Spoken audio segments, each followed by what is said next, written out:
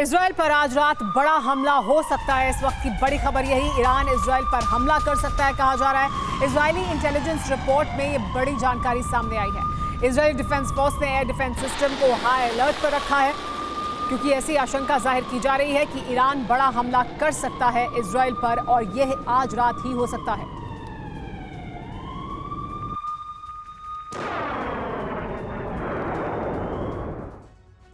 लाल सागर धधक रहा है। अब एटमी जंग का खतरा मंडराने लगा है क्योंकि हूती लगातार बैलिस्टिक मिसाइल से टास्क फोर्स पर हमले कर रहा है। जवाब देने के लिए अमेरिका और ब्रिटेन ने जॉइंट ऑपरेशन शुरू कर दिया है। यमन में मौजूद हूती ठिकानों पर मिसाइलें दागी गई जिससे ईरान बौखला गया है। उसने अपने मिलिट्री कमांडर भेजकर हूती की कमांड सौंप दी है, जिसके बाद लाल सागर में भयंकर युद्ध छिड़ सकता है जिसमें पूरा अरब जल भी सकता है।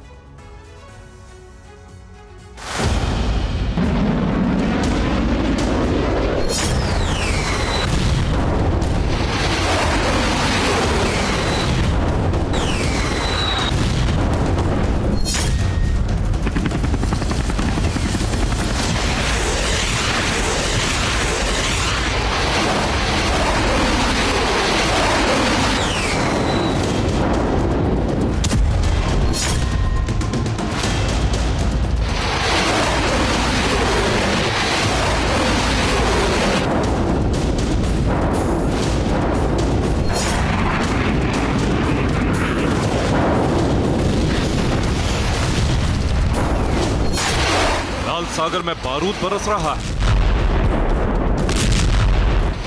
समंदर की लहरों पर विनाश सवार हो चुका है।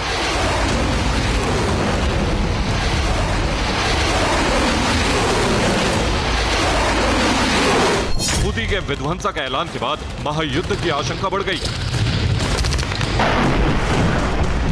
क्योंकि अब ईरान खुलकर युद्ध में उतरने वाला है।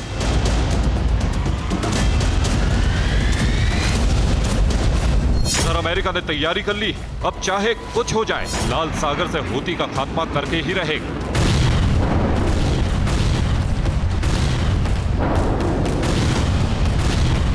हूती के दमन के लिए पेंटागन में ब्लूप्रिंट तैयार किया जा रहा है जिससे यह तय होगा कि यमन पर किस हद तक हमले किए जा सके। अमेरिका और ब्रिटेन इस हमले में फ्रंट फुट पर रहेंगे जबकि लाल सागर में सुरक्षा का जिम्मा दूसरे देशों के पास होगा।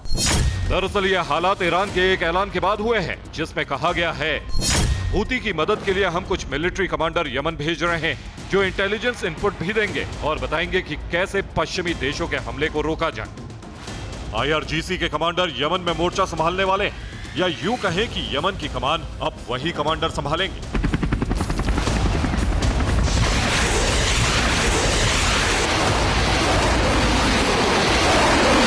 खास बात ये कि ईरान लाल सागर की स्थिति पर नजर बनाए हुए अब तेहरान से सीधे युद्ध को कमांड किया जाएगा।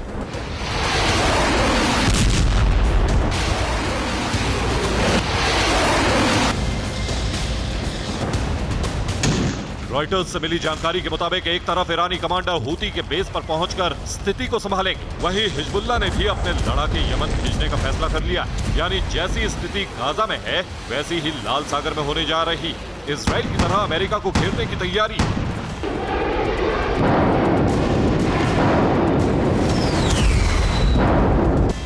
इसके लिए हूती की तैयारी का स्तर देख लीजिए। भारी तादाद में हूती ने नेवल वेपन्स यमन पोर्ट पर भेज दिए।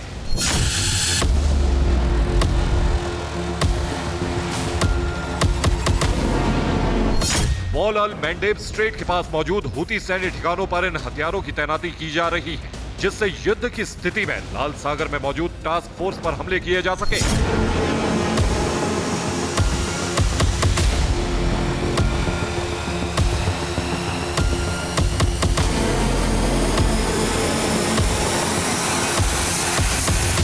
इस दौरान वहां से गुजरने वाले कार्गो शिप को भी तहस नहस किया जा सके। जो हथियार भेजे हैं उनमें बैलिस्टिक मिसाइल, एयर ड्रोन, सी ड्रोन, सी माइन्स और कॉम्बैट बोट शामिल है। यानी हूती तैयार है। अगर पश्चिमी देशों ने हमले किए तो हालात काफी बिगड़ सकते हैं।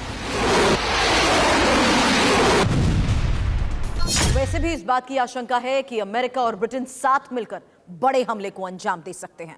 सीरिया और यमन में ईरानी कमांडर के मारे जाने के बाद ईरान तमतमाया हुआ है। वो बदला लेने की आग में जल रहा है। स्काई न्यूज अरब के हवाले से खबर आई है कि बीती रात अमेरिका और ब्रिटेन ने हमला किया था, जिसमें हूती को काफी नुकसान हुआ। हमले में हूती के 75 लड़ाके मारे गए, जिसमें IRGC के कुछ कमांडर भी शामिल थे। साथ ही हिजबुल्लाह के भेजे लड़ाके भी थे।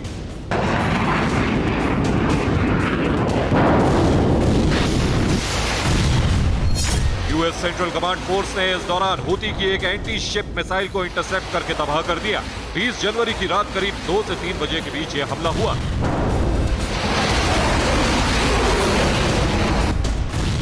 हूती के हमले के बाद अमेरिका ने हूती बेस पर एयर स्ट्राइक की थी। अगर ऐसा नहीं किया जाता तो हूती ने पूरी तैयारी की थी। वो टास्क फोर्स के वॉरशिप और डिस्ट्रॉयर को तबाह कर डालता,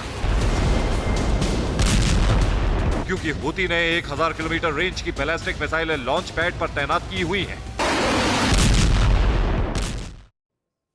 हूती ने भी नेवल वेपन लाल सागर के पास अपने ठिकानों पर लगा दिए हैं। कई मिसाइलें लॉन्चिंग पैड पर हैं, जिसमें anti ship cruise missile Syed को लगाया गया है, जिसकी रेंज 800 किलोमीटर है।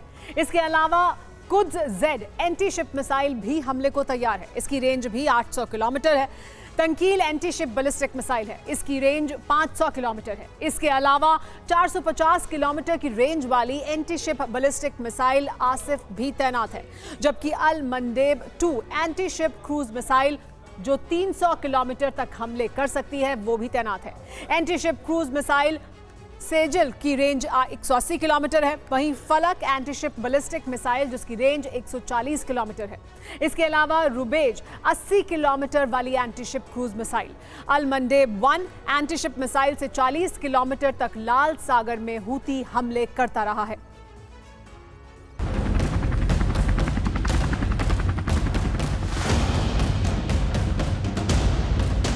वॉशिंगटन पोस्ट की रिपोर्ट से खुलासा हुआ है कि अमेरिका ने हूती की तबाही का प्लान बना लिया है। पेंटागन में हूती पर मिलिट्री अटैक का ड्राफ्ट तैयार किया गया है।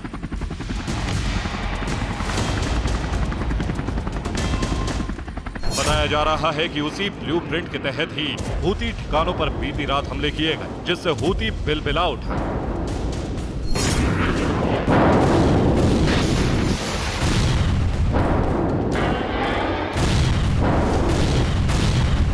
इसलिए ईरान ने सीधे युद्ध में उतरने की धमकी दे डाली।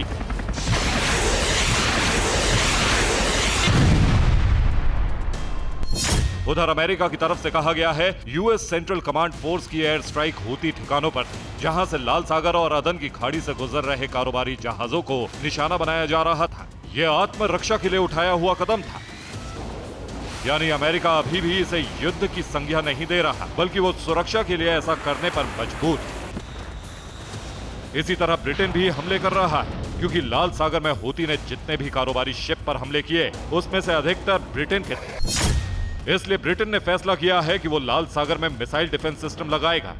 इसके लिए 514 मिलियन खर्च करेगा, जिससे रॉयल नेवी हूती के ड्रोन और मिसाइल को हवा में ही मार गिराए। इसके लिए सी वाइपर एयर डिफेंस सिस्टम को भी अपग्रेड किया जा रहा है। नए सिस्टम के वॉरहेड को अपग्रेड करके उस पर लंबी दूरी की बैलिस्टिक मिसाइल लगाई जा रही है, जिन्हें बहुत जल्द लाल सागर में तैनात कर दिया जाएगा। उधर ईरान ने अपने वॉरशिप पहले ही लाल सागर भेजकर अपने इरादे जाहिर कर दिए, जबकि IRGC ने हूती बेस पर कमांड अपने हाथ में ली है।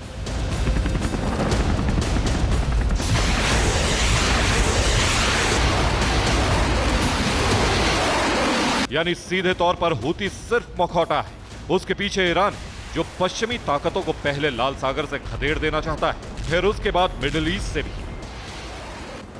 ब्यूरो रिपोर्ट, TV9 भारत वर्ष।